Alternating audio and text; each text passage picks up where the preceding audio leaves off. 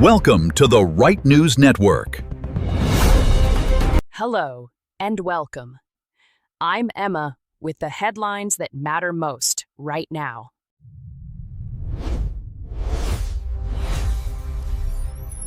The United States is launching a major military operation to reopen one of the world's most critical shipping routes.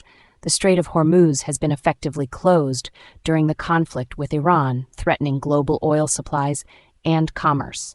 Our Middle East correspondent Layla Nazari has this. Layla? Well, Emma, President Trump announced this initiative called Project Freedom yesterday, and it's really significant because it's going to involve over 100 aircraft and 15,000 American military personnel. The operation starts Monday morning, and the goal is pretty straightforward: to escort ships that aren't involved in the Iran conflict through the Strait of Hormuz and get them unstuck. Trump said anyone who interferes will be dealt with forcefully, but he didn't really go into specifics about how this whole thing's actually going to work logistically. What's Iran's reaction been to this announcement? Look, they came out swinging. Iranian officials immediately said this violates the ceasefire agreement that was just negotiated. A senior lawmaker declared the strait will never go back to how it was before the war started. What's interesting is Iran's framing this as American interference, not humanitarian assistance. So right now we've got this really tense situation where both sides are interpreting the same operation completely differently. The U.S. sees it as helping neutral countries, and Iran sees it as military provocation. Layla, appreciate it.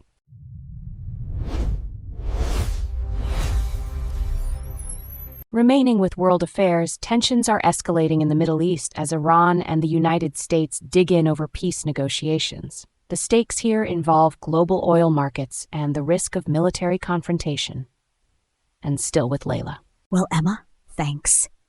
So Iran delivered a new proposal to restart talks on Sunday, but Trump's already rejected it. He told Israeli media it's unacceptable. The thing is, these negotiations have been stuck since April 8th when a ceasefire kicked in. Meanwhile, Trump's maintaining this naval blockade at the Strait of Hormuz, which is critical for global shipping, and that's really tightening the pressure on Tehran economically. Is there any indication Iran might walk back from this proposal, or are they doubling down? Look, they're actually doubling down. Iranian officials are warning Washington it's got two choices: pursue what they're calling an impossible military operation, or accept what they view as a bad deal. That's rhetoric designed to look tough at home while keeping the door theoretically open. But honestly, with Trump rejecting it this fast and maintaining the blockade, it doesn't look like either side is ready to give ground right now. Layla, appreciate it.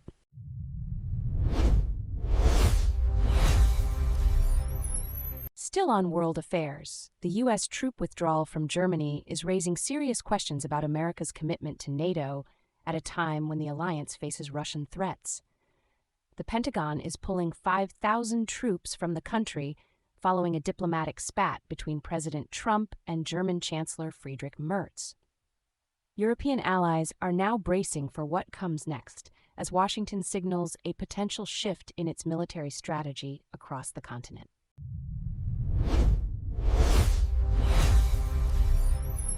Still on world affairs, Trump's tariff threats are now creating real friction with America's closest allies in Europe. Our Washington correspondent Marcus Webb has this. Marcus? Well, Emma, what we're seeing here is Trump following through on campaign promises, but it's already causing serious problems overseas. The EU trade chair came out swinging, calling his vehicle tariff plans unacceptable, and German Chancellor Friedrich Merz, he's actually been pretty direct about pushing back. This isn't just diplomatic grumbling. These are major trading partners signaling they won't roll over. So what's Germany's real leverage here if Trump goes through with this? Look, that's the thing. Germany's got a lot to lose. Their auto industry is already struggling, unemployment's been creeping up, and tariffs would hurt them badly. But they're also signaling they'll retaliate, probably on American agricultural goods and industrial exports. It's a game of chicken right now, and honestly, neither side seems ready to blink first. Marcus, appreciate it.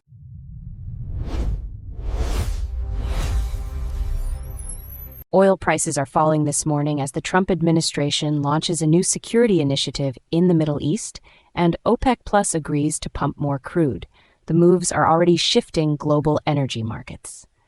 Marcus is still with us. Marcus, what exactly is happening here? Well, Emma, so President Trump announced something called Project Freedom yesterday, and it kicked off this morning, Middle Eastern time.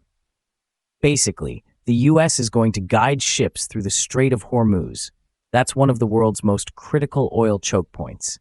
At the same time, OPEC Plus confirmed they're increasing output, so you've got more supply hitting the market and less concern about shipping disruptions. That's why WTI crude is down to $101.30 and Brent is sitting around $107.80 right now. So is this administration trying to break OPEC's control over oil prices? Look, I think what's happening is the administration believes that U.S. security presence in the Strait actually stabilizes markets and protects American interests. If ships aren't worried about getting blocked or attacked, prices come down naturally. What's interesting is OPEC Plus seems to be accepting this. They're not fighting back with production cuts like they normally would when prices slide. That suggests either they're worried about global demand or they're losing their grip on the market. Marcus, appreciate the clarity on this.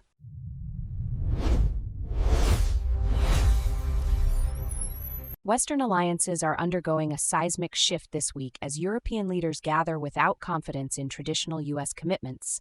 European and Canadian officials convened in Armenia on Monday to coordinate on Ukraine, Iran, and regional security, while America's policy direction remains uncertain under President Trump. Watch for Secretary of State Rubio's Vatican visit to signal whether the administration intends to repair critical diplomatic relationships or pursue a more isolationist course.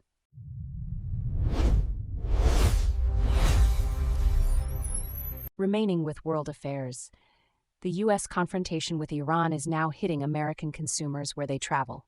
Spirit Airlines, a discount carrier that served passengers for 34 years, shut down operations Saturday morning as soaring jet fuel costs made the business unsustainable. The collapse raises questions about how long other carriers can absorb rising fuel prices if regional tensions persist.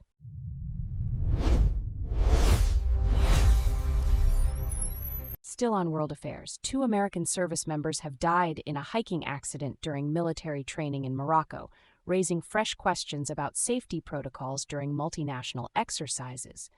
The soldiers fell off a cliff into the ocean near the city of Tan Tan while hiking after African lion exercises concluded Sunday. Search and rescue operations continue as U.S. and Moroccan authorities investigate the incident.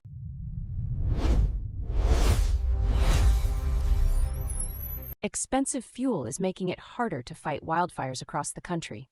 Aircraft used in those operations consume enormous amounts of fuel, and gas prices jumped more than 30 cents a gallon last week, now approaching $3 per gallon. Fire agencies are scrambling to maintain operations while fuel costs drain their emergency budgets.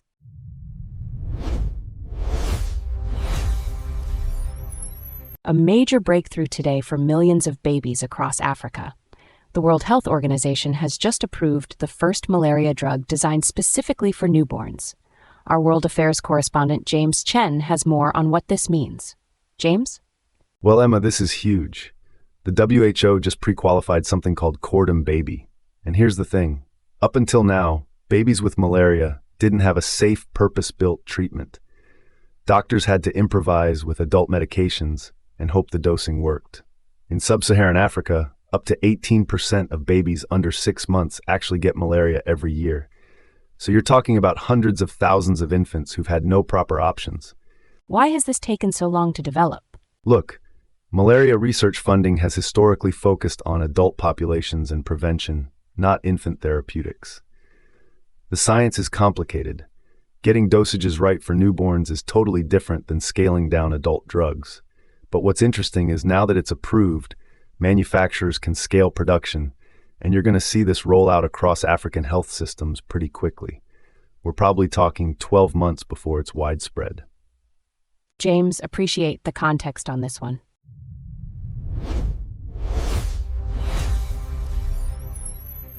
Time to go deeper. Beyond the headlines, our full analysis of the story shaping the world right now.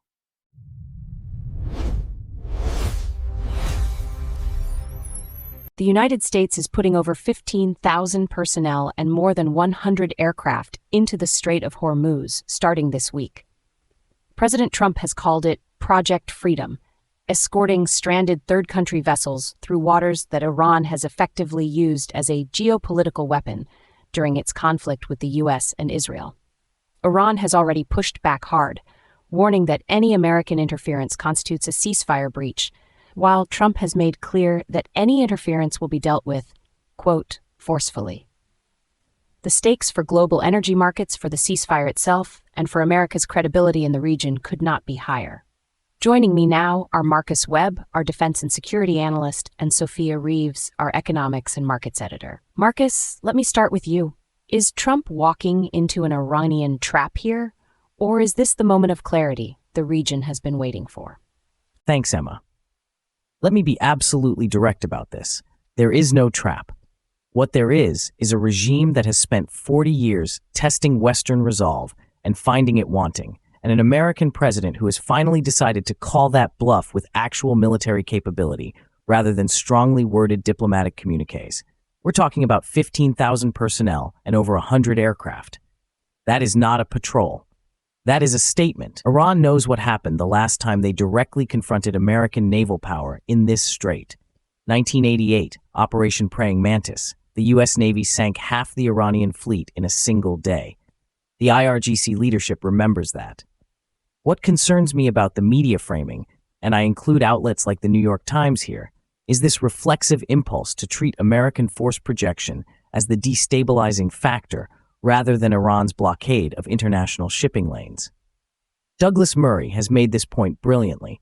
The West has spent decades treating Iranian aggression as the weather, something to be managed and endured, rather than a deliberate policy choice that can be reversed by sufficient application of countervailing pressure.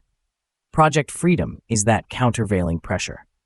And I'll say this, if Iran fires on a U.S. naval escort, Trump will respond, and that response will end the debate about whether America is serious. But Marcus, here's the uncomfortable question. Trump himself admitted Iran's latest peace offer is not acceptable.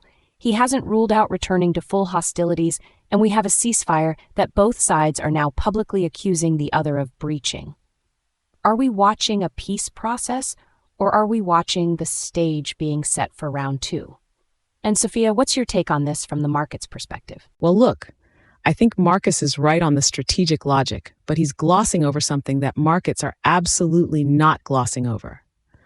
The Strait of Hormuz handles somewhere between 17 and 21 million barrels of oil per day. 20% of global oil supply moves through that choke point. The moment this ceasefire framework shows cracks, and right now it's showing significant cracks, oil markets price in risk faster than any diplomat can manage the narrative. War risk premiums from Lloyd's have already spiked. Shipping insurance costs are through the roof. The trajectory here matters enormously for global inflation, for supply chains that are already fragile post-COVID, post-Ukraine. And here's what I think people are missing. Project Freedom might be strategically sound, and I believe it is, but it only stabilizes markets if Iran actually complies. If the IRGC starts mining corridors or running drone harassment operations against vessels before they reach the U.S. escort, we could see partial disruption that's actually worse for price discovery than a clean closure. Because markets can price a closure, they can't price ambiguity. The economic argument for doing this firmly and decisively is actually stronger than the diplomatic one. I hear what Sophia is saying about market ambiguity, but with respect, that misses the point entirely about what the alternative was. The alternative was leaving those ships stranded indefinitely while the international community politely asked Iran to please consider reopening the strait when it was convenient. That's not ambiguity. That's capitulation. And markets price capitulation too. They just price it more slowly and more catastrophically. Here's the thing. 1987, Ronald Reagan faced exactly this scenario. Iran was mining the Gulf, attacking tankers, playing the same asymmetric harassment game. Reagan reflagged Kuwaiti tankers and put the U.S. Navy in front of them. Iran backed down. Not immediately, not without incidents. But they backed down because the cost-benefit calculation changed. Trump has changed that calculation again. Iran will probe the edges of this operation. They will absolutely try low-level harassment. But direct confrontation with a U.S. carrier group, they're not suicidal. The IRGC commanders want to keep their jobs and their lives. Strength works. It has always worked in this strait. Here's what I want to know, and I want both of you to give me your honest assessment, not the diplomatic version, in 6 months' time. Is the Strait of Hormuz open, closed, or something worse? Sophia, where do you see this playing out? The way I see this playing out, in the most likely scenario, is a grudging, functional reopening. Ships move, the escorts hold, and Iran engages in what I'd call theatrical defiance without operational confrontation. Markets partially normalize, insurance premiums come down from the extreme highs but stay elevated, and we enter a new status quo where American naval presence in the strait is permanent and institutionalized rather than episodic. That's actually a better long-term outcome for global trade than the pre-war arrangement, where Iranian harassment was a constant, low-level tax on maritime commerce. The risk I'd flag is that a partial solution, where some routes work and others don't, actually embeds uncertainty into energy pricing for years. If current trends in the diplomatic track continue and Iran's peace offer stays unacceptable to Washington, we could find ourselves with an operational strait and a political vacuum, which historically tends to fill with the next crisis faster than anyone expects. Here's what concerns me most, and this keeps me up at night. It's not Iranian military capability, it's Iranian domestic politics. The hardliners in Tehran need this conflict for internal legitimacy. A ceasefire that looks like Iranian capitulation is politically dangerous for the regime. That creates an incentive, not for open warfare, because they'd lose catastrophically, but for just enough harassment to claim they're resisting, just enough provocation to keep nationalist sentiment activated at home. One miscalculation by an IRGC commander trying to prove his credentials, one mine in the wrong place, one drone that gets too close to a U.S. destroyer, and we are back in active hostilities faster than any diplomat can get on a plane. The trajectory suggests the next 90 days are the most dangerous window, the period when Iran has to decide whether to genuinely accept the new reality or gamble that domestic political survival requires one more act of defiance. History tells us that cornered revolutionary regimes make bad decisions. Marcus Webb, Sophia Reeves, thank you both. Project Freedom launches Monday with 15,000 American personnel and the credibility of U.S. deterrence on the line. One thing is absolutely certain. In Tehran tonight, someone is staring at a map of the Strait of Hormuz and realizing that the era of consequence-free maritime blackmail may be over.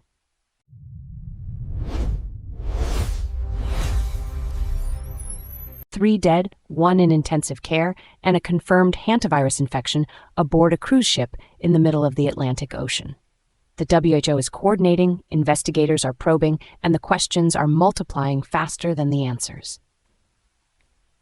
This is a rare but lethal virus spread by infected rodents, and it appears to have found its way onto a commercial cruise vessel carrying paying passengers who had no idea what they were sharing the ship with. The WHO says one case is laboratory confirmed, 5 more are suspected, and the death toll currently sits at 3, including a Dutch husband and wife. Joining me now are Sophia Reeves, our economics and markets editor, and James Chen, our geopolitical analyst. Sophia, let me start with you.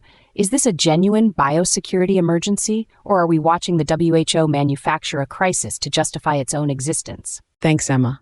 Look, the deaths are absolutely real and absolutely devastating. Let's not lose sight of that for a single second. An elderly couple and a third person are dead from what is an entirely preventable vector of transmission. Hantavirus does not appear from nowhere. It comes from rodents, infected rodents, on a commercial cruise ship. That is a catastrophic failure of basic sanitation and pest control. But here's what concerns me just as much as the outbreak itself. It's the WHO's positioning in the response. This is the same organization that fumbled the early days of COVID, deferred to Beijing when it should have been sounding alarms, and is now being handed the microphone on yet another international health crisis. Fox News is reporting that medical evacuations were delayed. 3 people are dead, and the WHO is putting out press releases. If a national government had overseen this response, we'd be demanding resignations. But because it's a supranational body, the media just transcribes. I think the fundamental question here is whether we want accountable national health authorities making these calls, or whether we want Geneva bureaucrats running the show from a conference call. But Sophia, isn't that a bit unfair? The WHO is a coordinating body. It doesn't have naval vessels it can deploy. Isn't criticizing it for delayed evacuations a bit like blaming the UN for not having an army? And James, what's your take on this? Well, look, Sophia's instinct about the WHO is right, but I think she's making the wrong argument at the wrong time. Here's what I think Sophia is missing. The immediate issue is not institutional architecture, it's the data in front of us. A 30 to 40% mortality rate for hantavirus pulmonary syndrome. 6 cases, 3 dead. That is exactly in line with the worst-case historical data for this virus. What that tells me is that either the patients were identified late, treated late, or the severity was not communicated up the chain quickly enough. That is not a WHO problem in the first instance. That is a shipboard medical response problem. Cruise vessels carry doctors, they carry medical facilities. The question I want answered is what the ship's own medical team was seeing in the hours and days before those 3 people died, and why the escalation to international authorities apparently took as long as it did. The industry carries 30 million passengers a year. The regulatory framework governing what happens when something goes wrong at sea is a patchwork. That's the data story here. I hear what James is saying, but with respect, that misses the point entirely. Yes, the shipboard response matters. Yes, the timeline of escalation matters. But James, you cannot separate those questions from the institutional framework within which they operate. The CDC runs a vessel sanitation program. It inspects ships, publishes scores, enforces standards. But that program only covers vessels entering American ports. The rest of the world operates on a patchwork of maritime health rules that are, frankly, inadequate. And who sits at the top of that international framework? The WHO. So when James says this is an industry problem, I say fine. But who is supposed to be setting the international standards that the industry is apparently failing to meet? This is exactly what happens when you build a global governance architecture with no real enforcement mechanism and no democratic accountability. You get press releases, you get coordination, you get delayed evacuations, and you get body bags. Here's what I want to know. Because 3 deaths is a tragedy, but it's also a data point in a much larger question about whether the world is actually prepared for a more serious outbreak. If hantavirus can get onto a commercial cruise vessel, what else can? James, where do you see this going? The way I see this playing out, there are really 2 parallel tracks over the next 6 months. On the regulatory track, the cruise industry is going to face significant pressure, litigation from the families of the deceased, media scrutiny, and almost certainly some form of regulatory push from the nations whose citizens were affected. The Dutch government, for instance, has 2 of its nationals dead. That creates political pressure. The risk is that the response produces the appearance of reform without the substance, new paperwork requirements, new compliance checklists, without actually addressing the fundamental question of whether rodent control aboard these vessels is being independently verified. On the institutional track, I'd expect the WHO to push hard for expanded maritime health authority. The trajectory suggests this incident becomes a piece of evidence in a larger argument for centralized global health governance. Whether that argument should succeed is a separate question. But if current trends continue, it almost certainly will be made loudly. Here's what concerns me most, and this is the scenario I think gets underplayed. The public trust dimension. We are living through a period where international health institutions are already operating on borrowed credibility after COVID.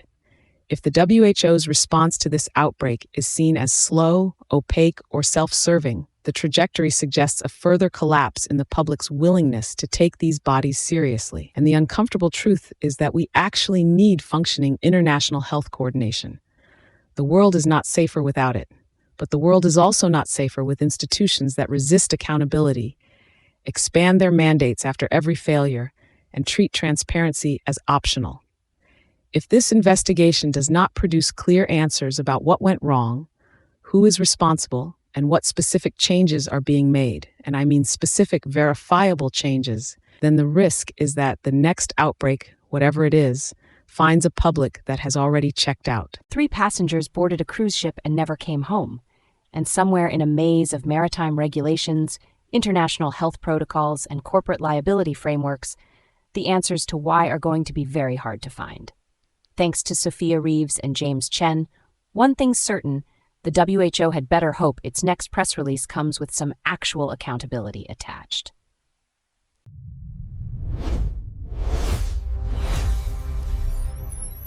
That wraps up today's top stories.